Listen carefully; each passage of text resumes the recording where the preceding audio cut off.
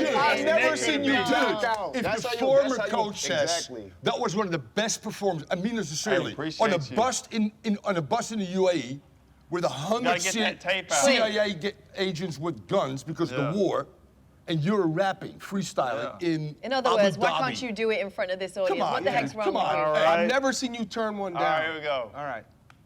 Hey, what we rap about? You right.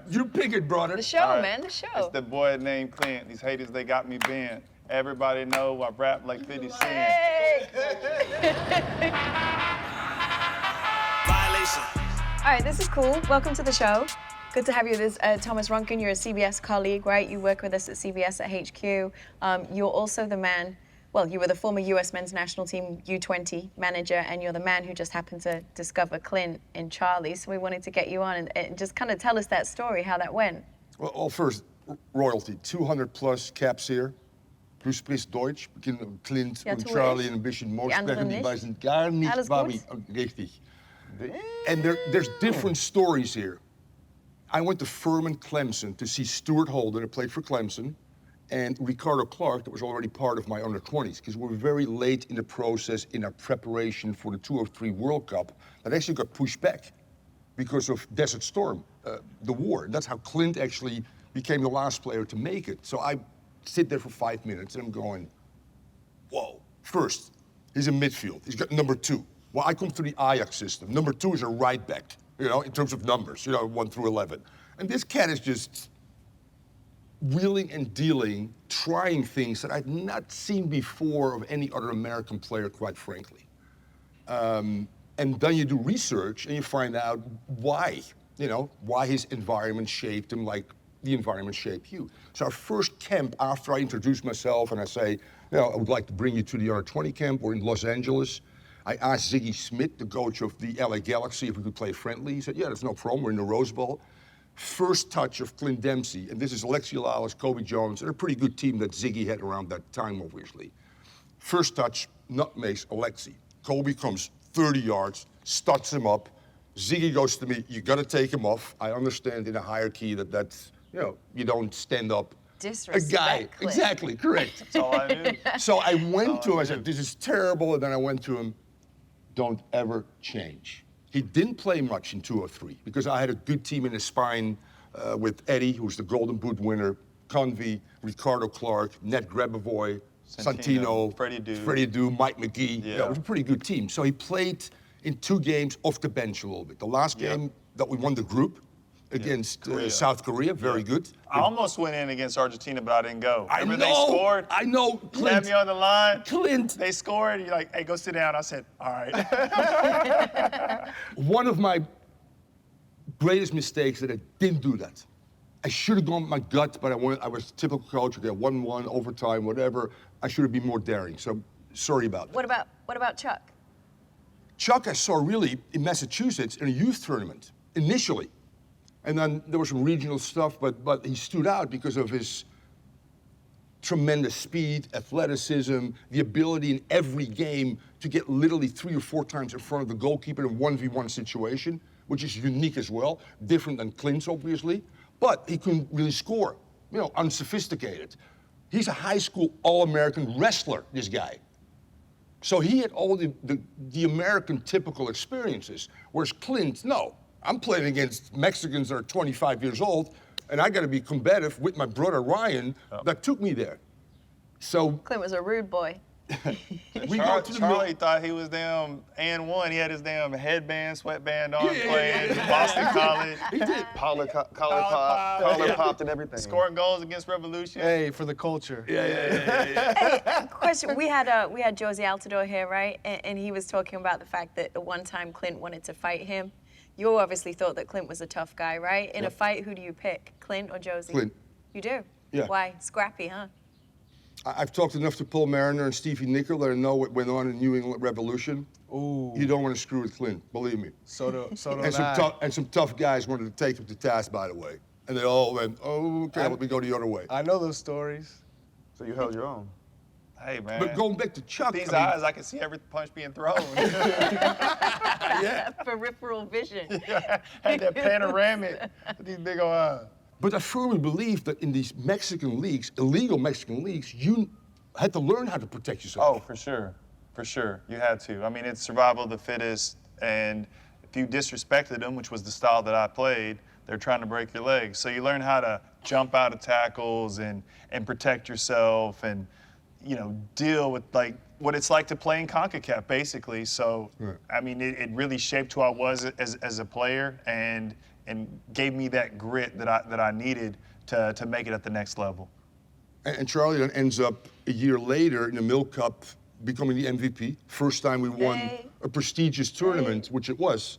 Scores the winner against Serbia, Montenegro. Scores a hat-trick in the finals against Northern Ireland. And then Ziggy Schmidt drops you off the 205 World Cup team. Yeah. Sorry, not my doing, okay? I know. But when you get dropped and it hurts you to the core, that's the only way you grow through those moments. I'm a player that always, like similar to Clint, I play with a chip on my shoulder. I knew I had to provide for my family, and I knew that this was my way out.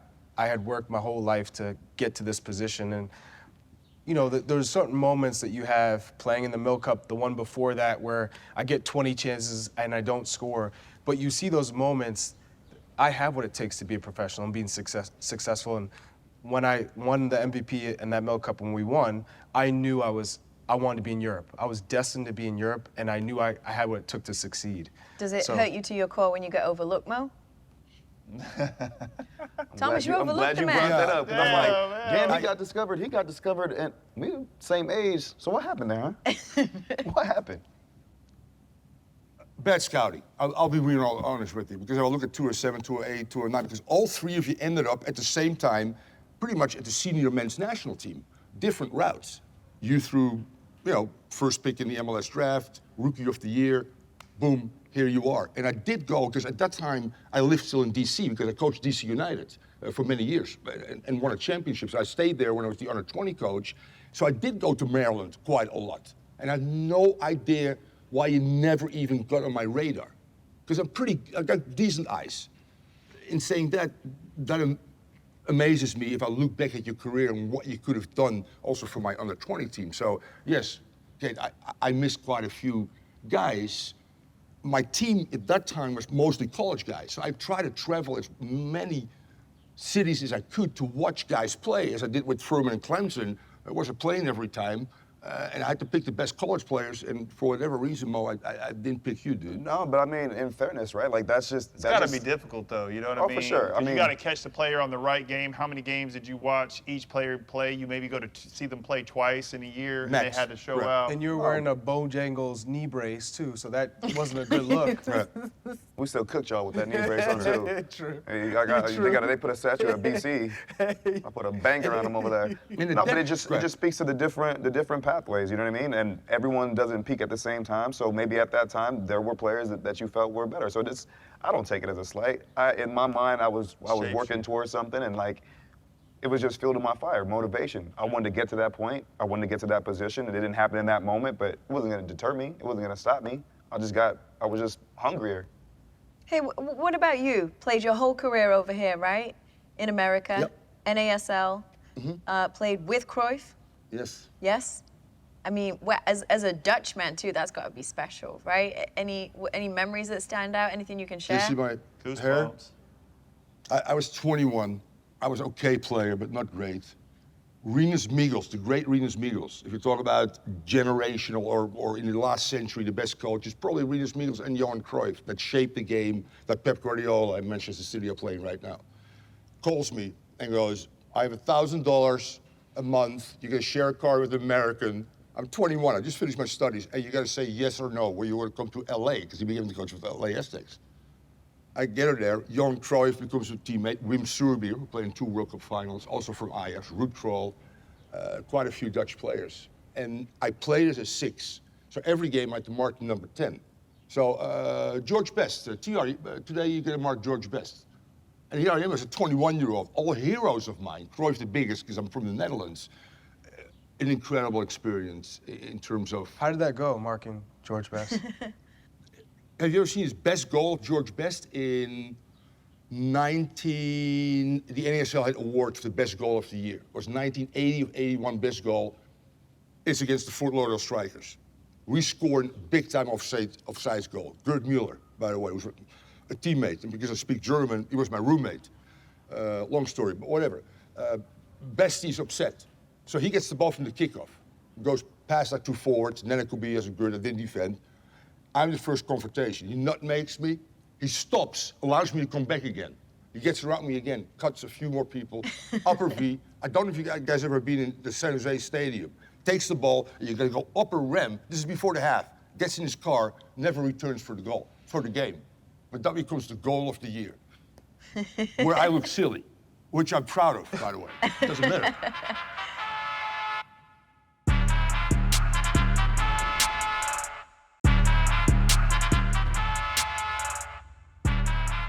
You were so different than the typical coaches I've ever had because your storytelling, one, personality, outgoing. You'd even, you were just Nature of the beast, brother. You were so real. Smoking cigarettes sometimes, like. Oh my God, you're killing me, dude. It was refreshing for a young player, knowing that you had played with the best of the best. And it's okay to not fit in, to be different. Yes. You know what I mean? You didn't have to be super safe and play simple. You could try shit, you know what I mean? I think that's a big problem that Americans face is they're always scared about messing up. And then that's what I appreciate is like, hey, don't ever change. Like, keep doing your shit. Like, that kind of stuff, it's lost upon a lot, I think, the youth, because I don't think a lot of the youth players have that coach that's telling them, go out and try shit, you know? Like, express yourself. Don't be scared. We had a camp in the Netherlands, and we had a hard training session. And typically, in these youth setups, they have things planned for you. There's no free time. And Thomas, we train hard, and he's like, go have a fucking fun time in the city. And I was like, And what'd you Big do? mistake, by the way. I was like, what? I lost don't three stop times there. almost my job. Seriously. That was one of them in Amsterdam, because you guys are underage. If it wasn't for Bruce Arena and Bob Bradley, I think Klinsman one time bailed me out as well. So this is the last day in Amsterdam. I go 10 o'clock on the bus. They're all going, oh my God, no curfew. So, guy's bleeding. How you doing? Well, I'm somewhere, it's called the red light district, I think, coach, and I'm looking at somebody, and all of a sudden I'm getting, oh, he said, yeah, you're either gonna go in or you're gonna move on. Business, there's pimps out there. Oh, that's how that works? But these guys didn't know, Kate. They were all protected 18-year-old kids from Poor Stanford. little American boys didn't know. They know Harvard. I didn't know nothing about the Harvard, red light district. nothing. Did you after the trip? I felt like an alien. There were some guys who were curious about what the red light district You was weren't all one of about. them? I was not one of them. So who was curious? You just followed suit then? No, it was one of those things where you're like little kids. You're like, oh, who's gonna go in the red light district? And there were some guys who were professionals. They weren't kids because they had been in those professional environments and locker rooms with men, and they were out. And for me, I was just like traumatized. Which was a very small select group. The reason why I did it, because my first confrontation in 2000, when I went under 20 coach, I said, we're so naive. We were white, upper middle class, let's be real honest. And these guys bucked the trend a little bit, just look at them. But I had Stanford kid, a guy from Harvard, Andre Arkpan, Chet Marshall, Jordan Harvey on the left side, all beautiful kids. They got a dog, they got a girlfriend, they got a house with a fence, and I don't know. But when it comes down to playing against Argentina, Brazil, where these guys come from the favela, they do anything. And Clint was the first one that I said was able to defend himself. So I said, I got to send him out into Amsterdam and understand what street life is all about. Maybe to get pickpockets and they understand to put your wallet not in your back, but in your front pocket. That's life experiences that you can use in the field. I used to take this team to a Boca River game every year in the Bombonera and put them close to the crazy fence. And Chet Marshall, half an hour before the goal, goes, oh my God, this is dangerous, coach. What's going on? All these fences, what's happening? I know, yeah, dude, wait till the game starts. But true. Yeah. So I walked a fine line with minors to give them life experiences that they can use on the field. And as I said again, although Clint was quiet, he knew how to fend for himself and then still also do his things as well, which was unique. And that way of thinking was so different, right? So he's putting players in those circumstances, in those environments. And I think that's why we all respected you so much, because you've touched so many players. A number of the players in our generation that made it, you had coached them. They had gotten a chance to see and hear about those stories, which ultimately helped shape us. And then when you see them playing in a World Cup, what's that moment for you? You must feel like you're like a father figure at that point almost. Yeah, it is. Because you feel you've contributed. Kate, I don't contribute a lot because I see these guys, as you know, at national teams 4 or 5 times a year, qualifying, and then maybe a World Cup if we make it. So the other end, I'm really appreciative that I gave them a chance, but that they really made themselves eventually. I just pushed them along a little bit. Credit to all of them. You never played for youth national teams and still got there. Well done. You know, wrestler / not knowing really his own body yet and what you could do, all of a sudden, there you go. And you go to Europe. You say, you know what, MLS? I want to go to Europe.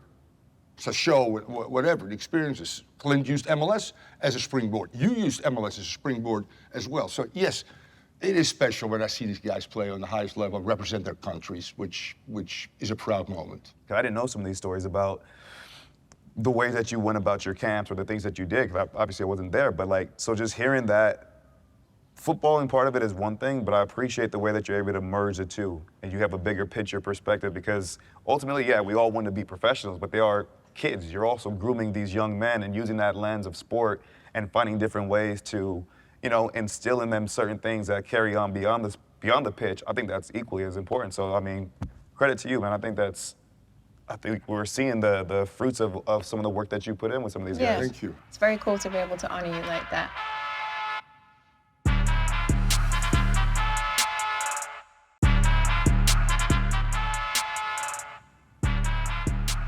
So there's another connection here, right, which is your first game back that you played after the car crash. You were broadcasting that, you were doing the commentary. You remember that? Very much so. DC United is a legendary club in Major League Soccer, iconic, and he was one of the coaches that had helped really put this league in a competitive spirit and developing top players and coaching top players and having helped me on my pathway to becoming a professional. All of a sudden, making it to that point where we're beating Spain in the Confederations Cup. Scoring in Azteca. Scoring in Azteca, living my dream, so close to finally playing in a World Cup, cut short because of this car accident. And then realizing, okay, there's bigger things to life than sports and soccer. But I have to promise myself that I got to do everything I can to get back what I've lost.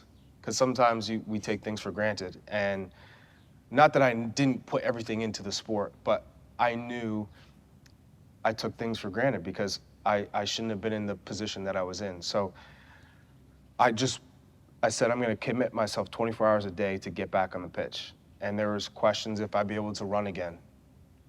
So I finally get an opportunity to take a loan to DC United from my French club, Sochaux. In my first game back, it's 1.5 years. I'm nervous.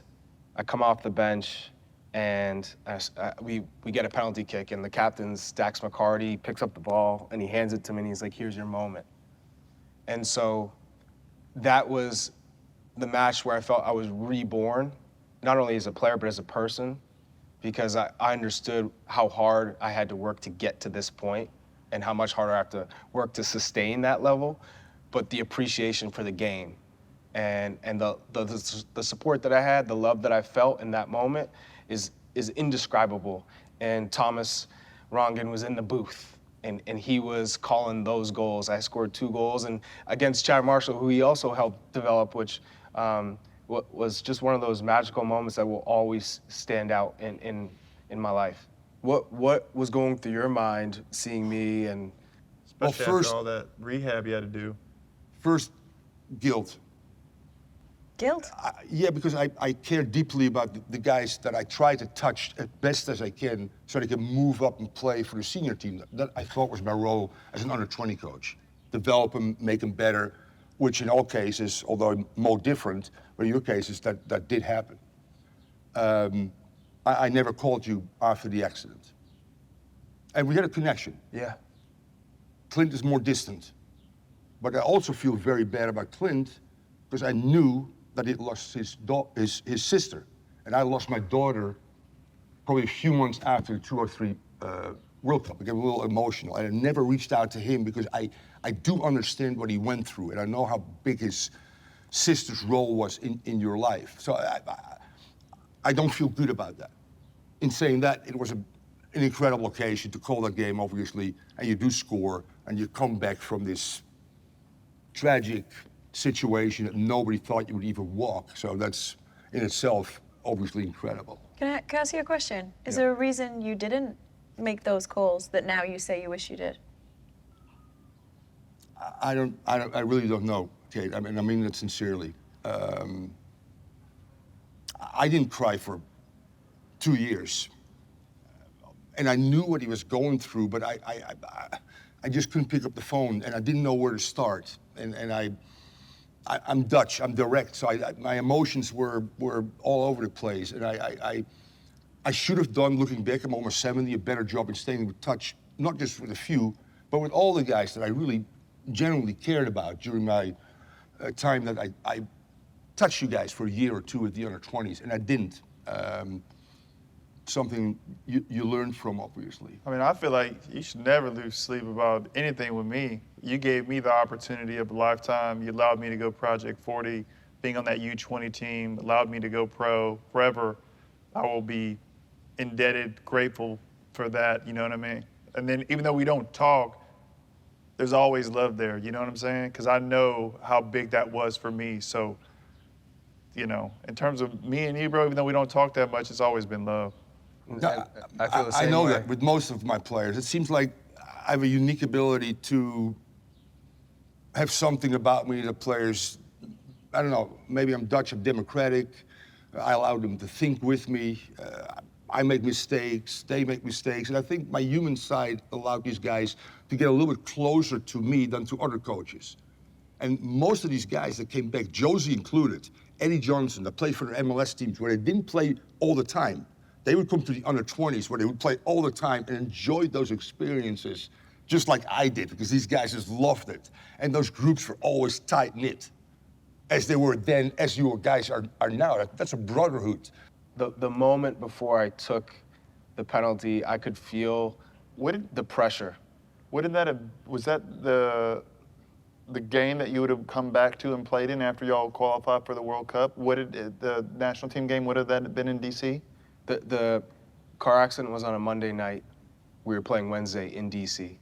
So it was almost like full circle in terms of that, right? Completely full circle. That's and crazy. What was even more crazy about the situation was behind the bench, all the doctors and nurses who helped save my life that night were there.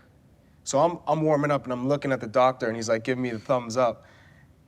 And I make the substitution, the penalty happens, he hands me the ball, I put it down, and I could feel the weight of the rest of my career, my life, the sacrifices I've made, and also at the same time, on the flip side, I let down a lot of people. I let down my family, I let down myself, I let down my family, I let down the fans, and I felt I owed everyone this moment to get back on the pitch, to do everything I could to show that I love the game and I appreciate, supporters and the faith.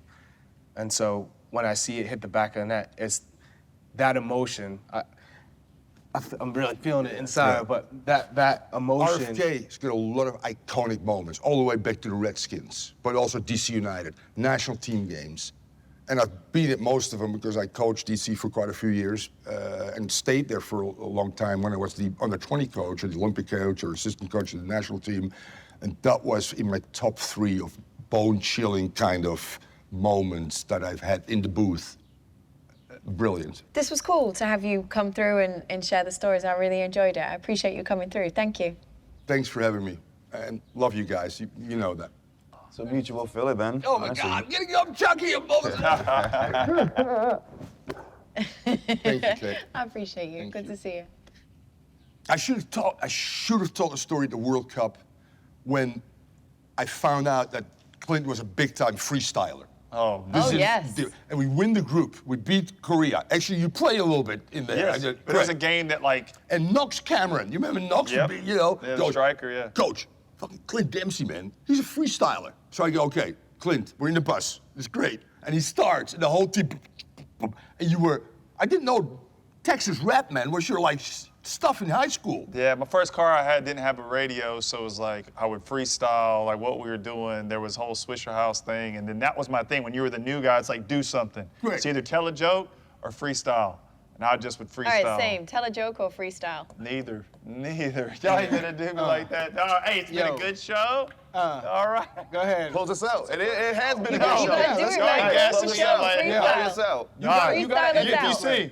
You sing. Nah, I'm good. Yeah. Nah, I'm Come on, you good. gotta- They ain't gonna gas This me is up. the Hey, pro- Thomas. Hey. My brother. Come on, Dude, man. I've never Nature to seen be. you. Dude, if That's the how you- former that's how you- coach says exactly. that was one of the best performances, I mean it sincerely, appreciate on a you. bus on a bus in the UAE, with 100 get that tape out. CIA agents with guns because of Yeah. the war, and you're rapping, freestyling In other Abu words, why Dhabi. can't you do it in front of this audience? Come on, what the heck's dude. wrong Come with on. you? All Hey, right. I've never seen you turn one down. All right, here we go. All right.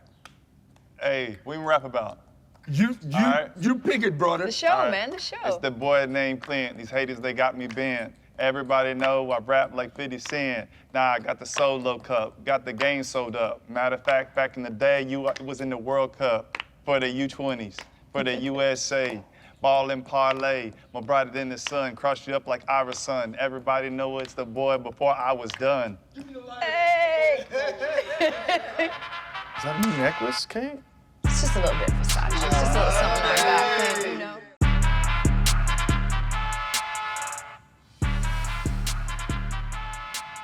No, we ain't done We yet. ain't done. Jelani, I can't Wait hear a you. minute, you thought we were finished? Hold up. I thought we were finished.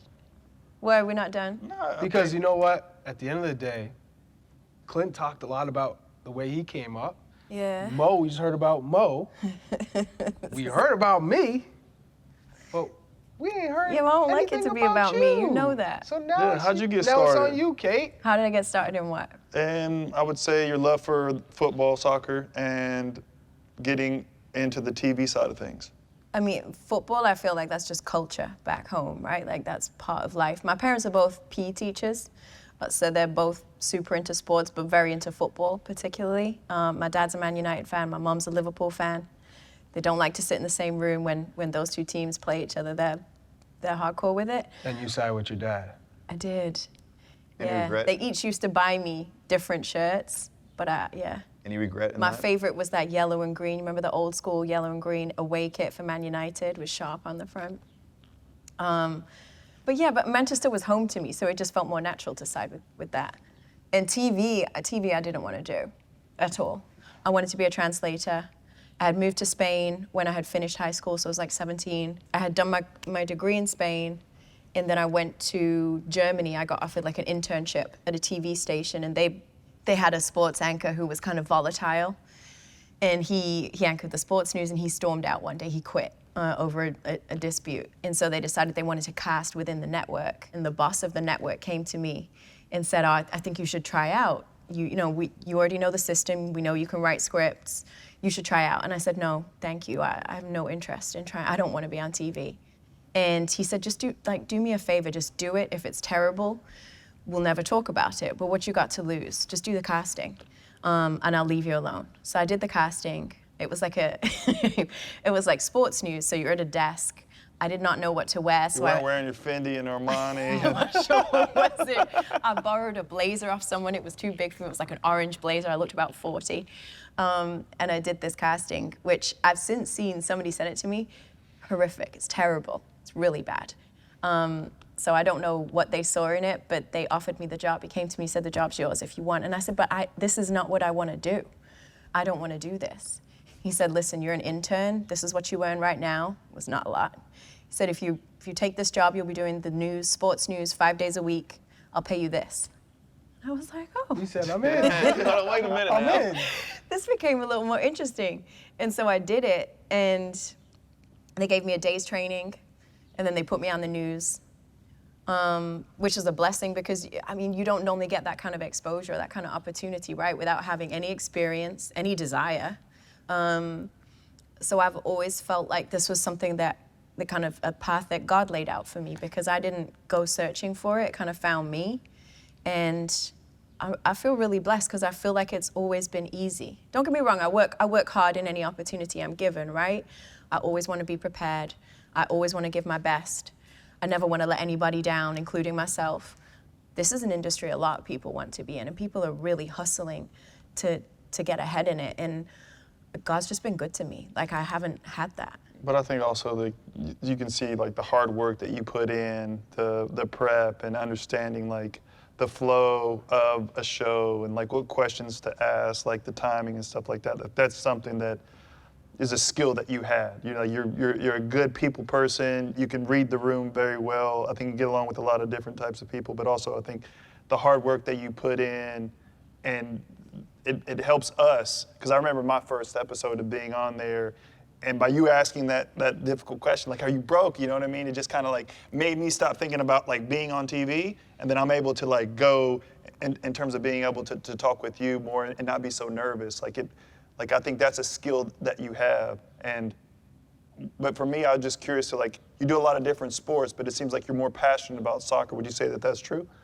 Yeah, football feels like home to me. I love boxing too, and that's the other sport I really love to work in, but football has that kind of that familiarity, that feeling of like of comfort, of safety. Like it reminds me of going home. It reminds me, even now when I go home, you know, my parents are nearly 80 now, and I go home on weekends. If I'm doing a Champions League show in London, I'll get the train to Manchester, and that weekend is about what football game is on, when are we watching it, watching match of the day, like all of that stuff just feels like home to me. So, you know, if I'm there, I'll go watch my nephew play in his game. I'll go watch my niece play in her game. So football just has that kind of, there's a love for football, which I feel like that can't be undone. You know what I mean? Now we're all in the same space, right? And so I'm sure there's people that you look at and you're like, oh, I like certain bits of how they come across as an analyst. You try to pick and choose. I do the same thing, right? But you're still also creating your own style. You're shaping yourself into the way that you want to come across, right? Where's that all come from? Is that something that you saw someone else in your early days of getting into this space and were like, ooh, I like how she does that. I'm going to pick little bits and pieces from there. Or was it just kind of a natural progression for you? So that's funny. I've thought about that sometimes. In part, I would credit my brother, right? Because I feel like I grew up in that culture of like that banter culture of my brother always being really quick to crack on me. And the only way you survived in that environment was if you had a quick answer, right? If you could come back, if you could hang with the boys in that way. And so I think, you know, it's a male-dominated space, essentially, still, and you have to be able to hang with the boys to be able to get their respect somehow. And so I think my brother shaped me in that way because he had no mercy. He's still like that. He'll destroy me at the first opportunity. And so I think I learned to kind of like not be intimidated by that male energy, not be intimidated to like crack a joke. Why shouldn't I? I think, you know, I remember the first show I did in America was I had hosted some event for Franz Beckenbauer in Austria, and the president of Fox was in the audience, and they had just won the rights to the 2015 World Cup, and so they came up to me afterwards and said, "Listen, we're going to do the World Cup. We'd be interested in you hosting. Are you open to it?" We would talk to Sky because Sky and Fox were like partners at the time, and so that opportunity came about, and I got to do American television for the first time. Up until that point, I'd only done stuff in Germany, Spain, England, whatever, like Europe. And you guys know what that's like. You've been based over there. It's stiff. We do a different type of TV. It's not personality driven, it's information driven. And so I think I had been really drilled in that European way. And you become kind of boring because essentially everybody's doing the same thing. And I think it was that first taste of American TV where I really got to see like, oh, you can let loose on American TV. This is different. I like it. I don't want to do a European TV no more because that's boring to me now. And so I was very clear once I finished that 2015 World Cup, I was like, I want to be in America. That's where I want to be. That's the television that I look up to. That's the style of broadcasting that excites me. So that's where I want to go. And so that was always the aim from that point. But I genuinely, and I'm not saying this because this is like a CBS show, I genuinely don't think that I got to be me on TV until the Champions League show came about. And I had never been given that kind of rope before. And so all of a sudden you're like, okay, cool, let's just have fun. Let's do this. And I feel really blessed by that too, because I feel like the job I was doing at other networks, pretty much anybody can do that. You can go in, you can read a prompter, you can be informed enough to ask the right questions, but you're never really gonna stand out. And I think CBS gave me an opportunity to potentially stand out, because you get to do things in your own way and bring your own character into the mix. I remember when I was at Sky, I was at one point told, like, too much smiling from you, too much ha ha ha, like, welcome people in, I'm a ha ha ha person. Welcome people in and get to the point. And now if you think about like the Champions League, and one of the things that's so successful is like those stupid intros where I'll crack a joke at Micah's expense or whatever, and like that's part of the fun. Like you getting up and doing the robot, and you boys all making like the squeaky noise because the robot was so bad. Like that's just Elvis. Well, we all love some Elvis. Elvis. Right, like those are moments that I just. Do you know what I'm weird? I feel like sometimes I don't remember that the camera's there, and perhaps sometimes we should all be more conscious that the camera is there, right? That would be wise. That's what happens when you get us together. I think it's a blessing to me sometimes that I'm not super conscious. Hey, this is Champions League.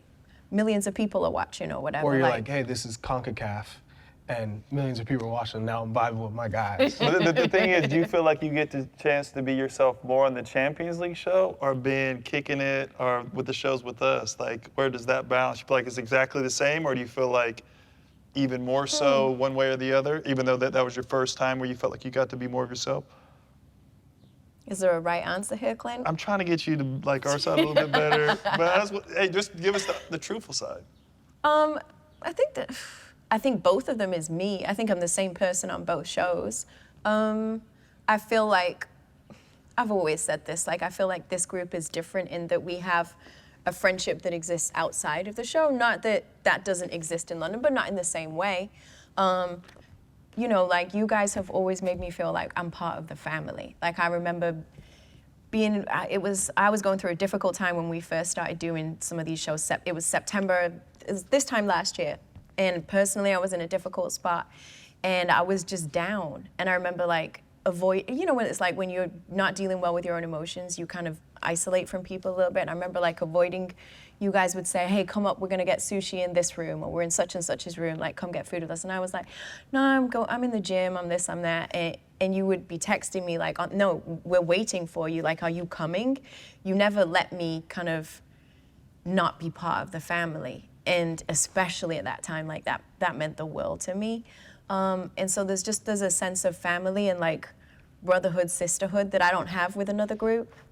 And so, yeah. Okay, Clint? There we go. That's the answer. That's the answer we wanted. Clip it. Nothing's going to be heard about that one. That's the clip.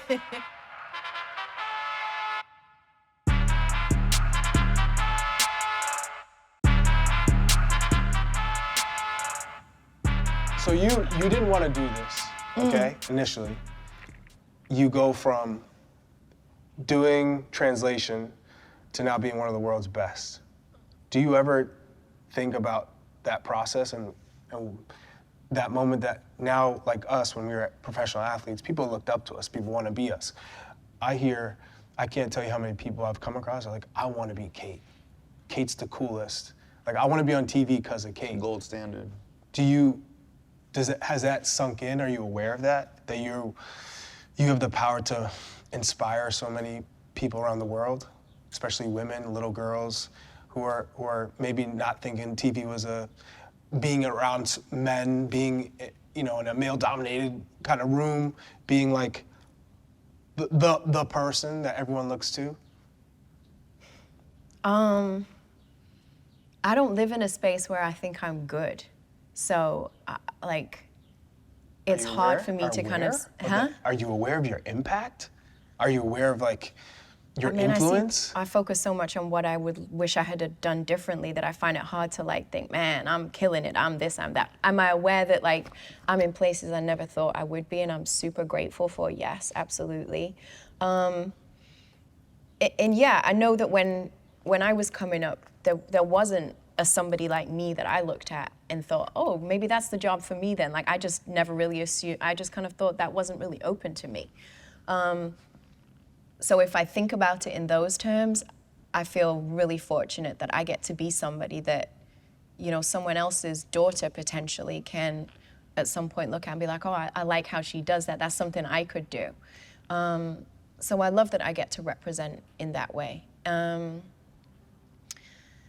I find it hard to think that people could look up to the way I do things because that's just not who I am, but I definitely feel privileged to have maybe made a path for somebody else that now, I just think it's so important, like oftentimes in sports, and I don't mean to disrespect anybody with this, but traditionally it's often been the case that women have been given position because of a look, right? And it wasn't necessarily because of being competent or being qualified. Like there was a look that you had to have, like it was a glamorous woman who was on sports sideline, right? And I think that damaged things for women who wanted to make headway in that area for a period of time. Because it set a really hard standard in terms of like, hey, if you want to achieve in this, like you have to look this kind of a way. This is what you'll be judged off. And B, it meant that men didn't look at women who'd been given those opportunities and think, well, man, they're really good at what they do. They deserve to be in this place, right? And so then you had to kind of battle with this idea that because you're a woman, you don't necessarily deserve to be here. I remember like when I started at CNN, and I remember walking in and those guys were skeptical. Like they weren't convinced immediately, I don't think. They're a great group of people and I have a lot of love for them. But I remember going for like a lunch on the first day and I really felt like, man, I'm here trying to convince everybody that I know sports. Because I was questioned and drilled in a way that I don't think a man would ever have been drilled. Like he would have been asked more personal stuff about who he was, his family, did he have kids, whatever, any of that kind of stuff. But I was there to prove that I was worthy of the job in a way that's a hurdle that I think men don't have to jump through. So if I can be somebody that changes a man's perspective on female broadcasters, that's something that would make me really proud. Because I want people to feel like not, oh, she's my favorite female broadcaster. I just want to be somebody's favorite. I want to be better than whoever else you think is good. Oh, you are. Thank you. Thank you. Do you ever like, because you started off by saying, no, I don't want to do that. I'm happy being a translator, like this is what I want to do. Do you ever think of like, look back and think, what if you would have actually stuck to your guns and been like, no, I'm going to be a translator, and what life would be like at this point in time for you? A lot less Versace, we all know that. Yeah, man, I think I would have been happy. Like, that's still something, I love that kind of, that world. I love learning different languages, culture, all of that stuff really appeals to me. But nobody's ever used it. And football's so international that it's kind of crazy that nobody's ever used it. And I remember CBS, so we were doing a live broadcast, Champions League, and you know how all those interviews come through the world feed and they're all done by different people in different languages and they're just available to you. And Pete, the producer, was in the control room in London. This is how I was told the story because I'm live on air. And he says, don't we have any, you know, we need interviews, we need some reaction from the games. And the British producer says, well, yeah, but we only have such and such and they're speaking Spanish. And Pete's like, so? She says she speaks Spanish. And Matt, the British producer, well, but what if, you know, what if she messes up? What if she doesn't understand? Like, what? Pete's like, well, we're gonna laugh at her. Like, she's told us all she's fluent. Like, we'll have some fun with that. So let's just throw it on. And so that was the first time I'd ever been put in that position. And that was really cool to me, where those kind of couple of worlds like collided. Same doing the Ballon d'Or, where, you know, you had, I think at one point I had Manuel Neuer, Lionel Messi, trying to think who else, somebody in French, and I can't, like I switched from, maybe it was Karim Benzema or whoever on stage, and I got to switch from the French to the German to the Spanish. That's and wild. Look pretty cool doing it, you know? Yeah. That was my flex. Yeah. So I don't know, like I'm really glad I went that route. I'm really glad that I got that qualification. It's definitely helped me. Am I glad that yeah, man, I'm so lucky. Like, this is such a good life. I get to travel all over. I get to hang out with people I really like, more so here than in London, but I like them too, you know, yeah, Clint? That's what I'm talking about. That's what I'm talking about. Down on it. And I just, you know, life has been so good to me. God has been so good to me. So yeah, I wouldn't change it for the world. If someday, like, I always feel like there's a window on women in broadcasting, right? And so at some point, maybe my face isn't going to fit anymore, and at that point, maybe that's what I'll go back to. But I don't know. Maybe I'll just be selling like secondhand Versace out the trunk of my car. This is going to keep me going. It's a lot. You got a lot of that to sell. So you flipped the segment on me. I should have known it was coming. Yeah, it feels good. But it's good, like, hearing the different stories, hearing your story. I mean, I think it's every time that we get together, we find out something new about each other. When we already thought we knew a lot, we know each other for a few years now. We've known each other more than that from the national team experience, but it's like there's still stories that I hear from like having this opportunity for a show like this that, you know, I didn't necessarily know that was how it all happened for you to get to where you are today. It's cool. It makes us feel like even more tight-knit of a group, and you know, I look forward to the other stories that we're going to hear in the future. Thank you for watching. If you liked this episode of Kickin' It, then don't forget to hit the like button and subscribe to enjoy more raw and unfiltered content from me and the boys.